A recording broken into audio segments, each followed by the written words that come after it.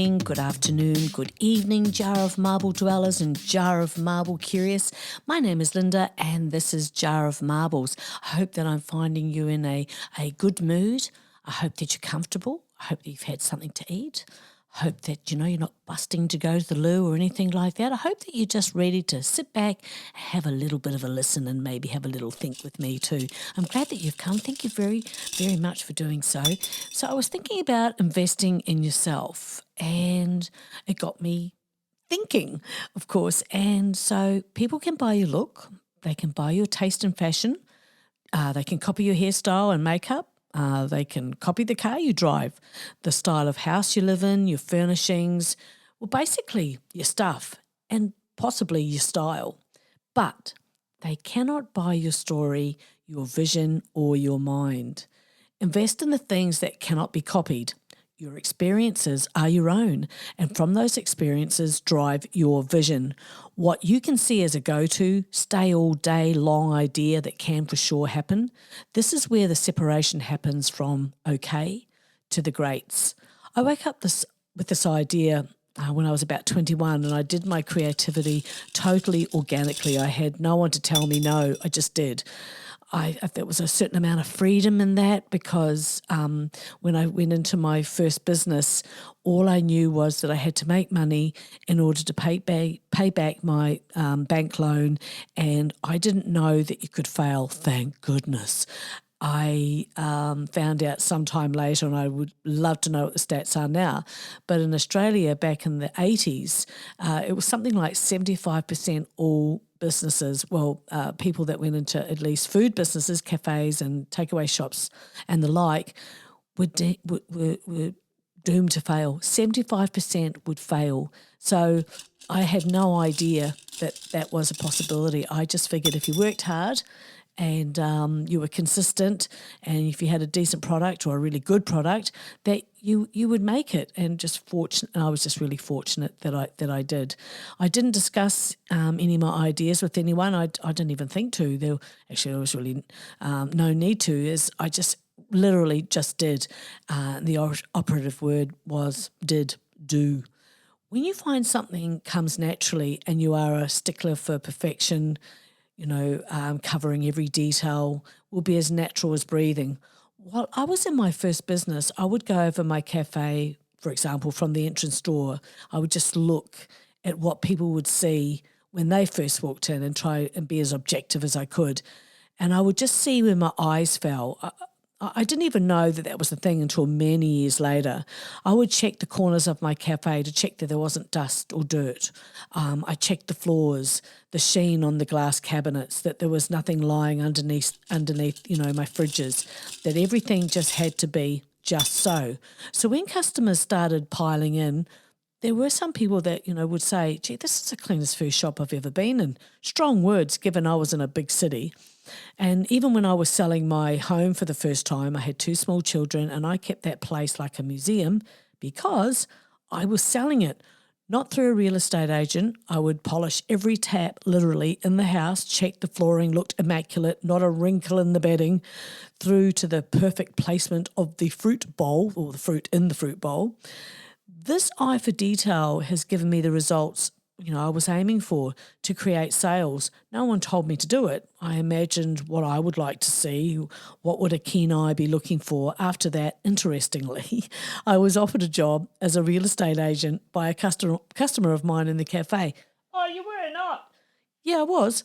I was selling my business and he wanted me to come on over afterwards, but the timing was all wrong. But still, it is interesting how opportunity can and does knock.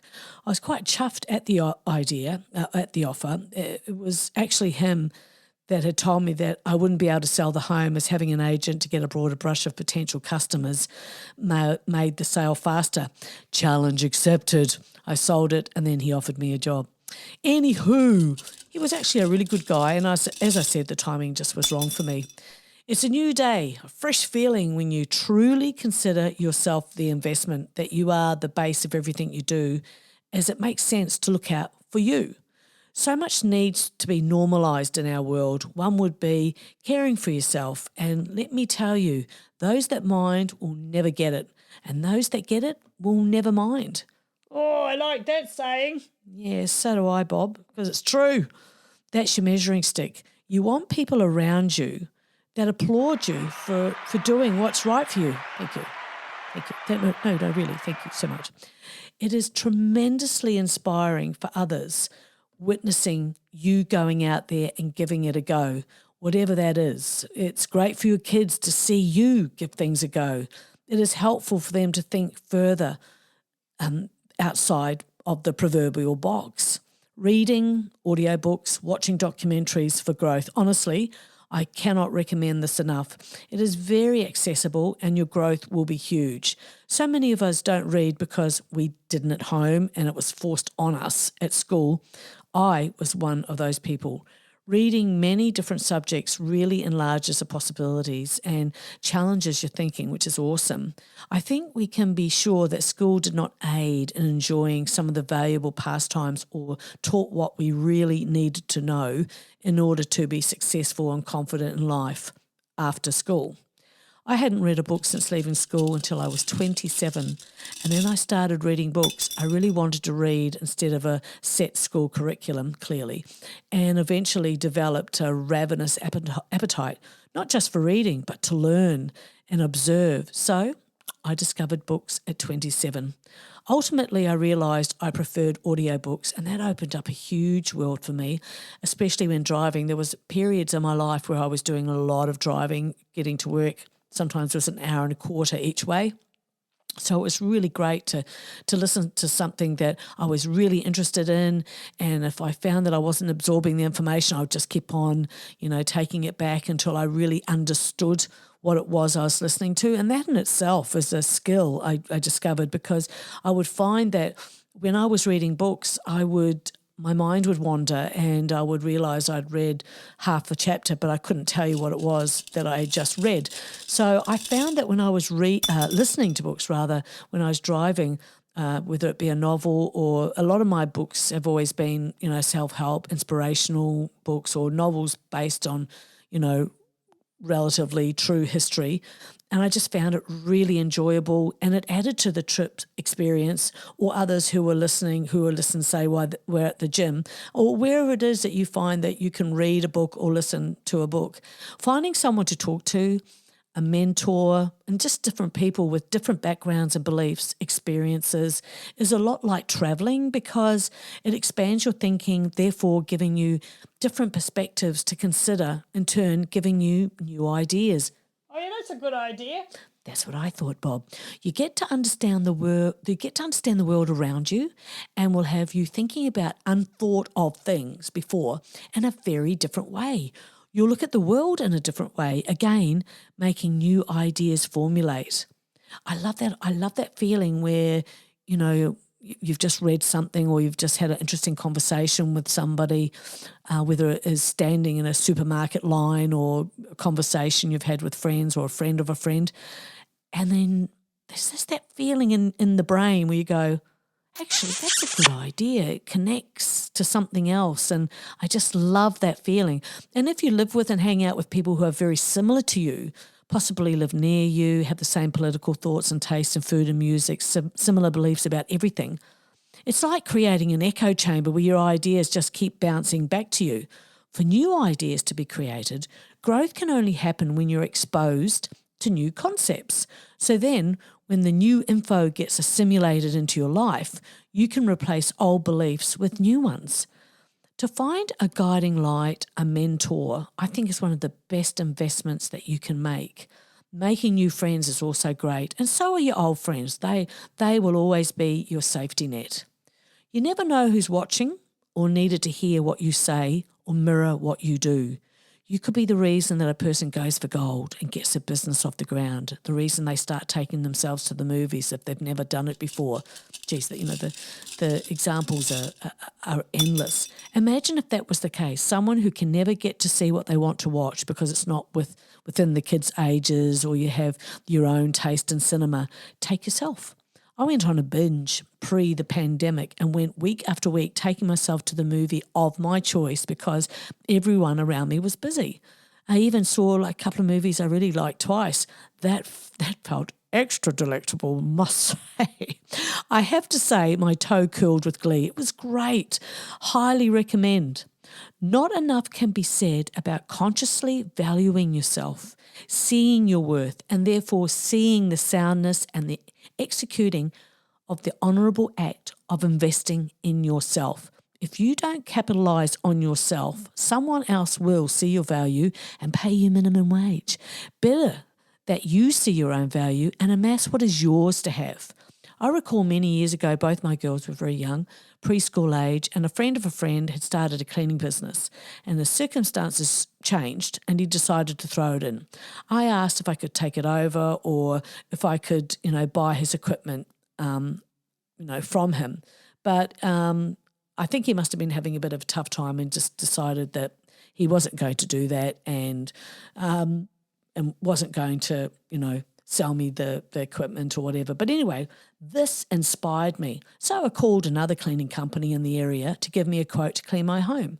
And I rang another company to give me a quote because I was trying to get an idea on what they were charging. So, this guy came over and he started ticking some boxes on this form on a clipboard, which he gave to me afterwards with the estimate written down, and he left me with the choice to make contact if I wanted the house cleaned. He must have been very suspicious because I think I was selling the house at the time too, and it was immaculate. Anywho, I had the form, the price, and what services could be performed: vacuuming, mopping, dusting, cleaning bathrooms. Now I had a template. I knew what the going rate was. I knew how to charge confidently. So I created another quote form, took what I didn't like off, kept and added which cleaning services I'd be providing, and got them printed up. Bought my own very official clipboard. I've always fancied myself with a bit of a clipboard, I've got to say. I would provide domestic and light commercial cleaning, and my cleaning company name was the Extra Touch Cleaning Company. I put ads in the local papers and waited for the calls to come, and they did. And after 6 weeks, I was fully booked out. And that was that. Cleaning 5 days a week is a serious labour, but I was young and fit, and it was a great way to make money. I cleaned doctors' surgeries, art galleries, homes, final cleans for people moving out. The extra touch was I would leave a carnation on their breakfast bar so that they would know that I'd been there. I know it sounds a bit cheesy, but I was seriously into it and I wanted to make my mark and be different. Plus, I took pride in cleaning really well. I had keys to homes, clean while they were at work, which gave me an opportunity to put on a face pack as I worked. I kid you not, I did. Of course I did. It just felt good doing it. I always used to think, can you imagine someone coming home? Anyway, it never did happen, but it would have been hilarious. But a woman has to look after her skin, right? That's right. Oh, yeah, that's a really normal thing to do. Well, let's normalise it, Bob. I did get phone calls, however, asking if the extra touch was, did I clean in the nude? Now, back in the 80s, that was quite the service. And no, I didn't clean in the nude. Would never want to scare people unduly. And you know what? You couldn't pay me enough. Investing in yourself. There are some basic starter points that, when followed, will ensure, I believe, superior outcomes. Ground up, right? Small shifts can completely change your trajectory. Changing what you consume, as in the time spent online, the news you listen to, the podcasts you follow, it is so important to be mindful and aware of what you are allowing into your brain. So what is being consumed by your brain is going to either assist you to move forward or hold you back. Not taking this world so seriously and others is extremely liberating and makes you feel 6 feet tall and bulletproof. It's life-enhancing. Now, as Hagrid said from Harry Potter and the Goblet of Fire, no good sitting worrying about it. What's coming will come and we'll meet it when it does. Very sensible and very true. Those in between places and those vacant spaces that appear when we stop filling them with worries, things that haven't happened and probably won't, those spots are where we get our ideas, where we can rest a bit, where we can take our time. Be proud of who you are. It's the only way to move forward and through this world, whether it be loud and proud, whether it be quiet and proud, however it be your own best friend and just love who you are. Another quote from Hagrid, I am what I am, and I'm not ashamed. Never be ashamed, my old dad used to say. There's some who will hold it against you, but they're not worth bothering about. I liked Hagrid a lot. Yes, so did I. He's since passed. So rest in peace there, Bob. So get on and be on track for you. Be too busy that you have no time to criticise anyone else's or be in anyone else's business, rather. Be all about your own. Know that things will be pear-shaped in parts. It is the resting place before things take off again. I've seen it over and over again. Not much changes in our world. 6 decades on and the contents of the patterns may look different, but it all smells the same. An important thing to remember or take heart is, even if you do nothing at all, life will change. It will move with you or without you into its next season. That's why I say just keep going and rest where you have to. Don't guilt yourself because then you lose time getting back to the place you are right now. If you're going through that right now, then this will make sense. So hang in there. Tomorrow is another day and it could be tomorrow. That whatever it is will lift. You know it will. And also from a place of experience, I can tell you right now will be 20 years ago before you know it. As alarming as it sounds, that thought alone has kept me punching through for at least the last 30 years. It's probably longer, but it just sounds like I'm showing off now. Yeah, good. Thank you. But what we know matters, but who we are matters more. As author Brené Brown said, there will be times when standing alone feels too hard, too scary, and we'll doubt our ability to make our way through the uncertainty. Someone somewhere will say, don't do it. You don't have what it takes to survive the wilderness. This is where you reach deep into your wild heart and remind yourself, I am the wilderness. And this, I love this too, another Brené Brown quoted, only when we are brave enough to explore the darkness will we discover the infinite power of our light. Oh, hell yes. That is bang on. That is exactly how it feels and how it is. Another brilliant author, Clarissa Pinkola Estes, who wrote the book Women Who Run with the Wolves. I read that book so many times. It's just a worn-out, dog-eared version of its original self. That is its soul speak. And on reading her book, I found a deep inner peace that I can't describe. In regard to getting advice, she said this, when seeking guidance, don't ever listen to the tiny-hearted. Be kind to them, heap them with blessings, cajole them, but do not follow their advice. It is all in line with investing in yourself. Your health is numero uno. Clarissa Pinkola Estes said this as well. It makes utter sense to stay healthy and strong, to be as nourishing to the body as possible. Yet I would have to agree there is in many women a hungry one inside. But rather than hungry to be a certain size, shape or height, rather than hungry to fit the stereotype, women are hungry for basic regard from the culture surrounding them. The hungry one inside is longing to be treated respectfully, to be accepted, and in the very least, to be met without stereotyping. Hear, hear. Wonderful stuff. It is soul talk that lights me up and paves a way to my authentic life, not the outside drudgery and the stereotyping on every level that's just boring and predictable. Hence why, when setting a course for your own life, it could be deemed as unconventional, but I see it as the only way up and over the so-called rules. You have to look a certain way, you have to be a particular sex, you have to be this, that, and none of it has to do with the individual and all our colours, shapes, sizes, cultural backgrounds, nationalities, minds, creativity, desires, preferences, beliefs, talents, brilliance. I mean, I really could go on and on here, but I'm sure you get the picture. My daughters, all grown women, and have flown the coop and have met with so much prejudice and ignorance in the world. When it started happening, it was just flooring. I had to catch up with the very real ignorance in the world and up my game as to what I was going to do in regard to them recognising their own self-value first before patriarchal smokescreens. But even worse was the women that crossed their paths that were blindly reinforcing the keeping on of the smart, intelligent. And God help you if you were deemed beautiful, courtesy of society's standard. It's all bollocks! Oh, hell yes, Bob, you're right. Yeah, I'm not a fan myself, Bob. And on that note, I must go and cook my husband's dinner. Ha ha ha ha! It's just a little joke. Now, time to fly, Marble family, and hoping as always that this podcast finds you well and heading in an exciting, which probably includes an unknown path. Go for it. I'm cheering you on. You will never regret trying. As Alice Walker, the author of The Colour Purple, said, the most common way people give up their power is by thinking they don't have any. She also said, no person is your friend who demands your silence or denies your right to grow. Some food for thought there, and confirmation if it's needed today. All my days, I love for my eyes to fall on a quotation that fills my mind with possibility and fires my inner strength. It is time to say goodbye. I am always humbled by your presence, and thank you from the bottom of my heart for coming by.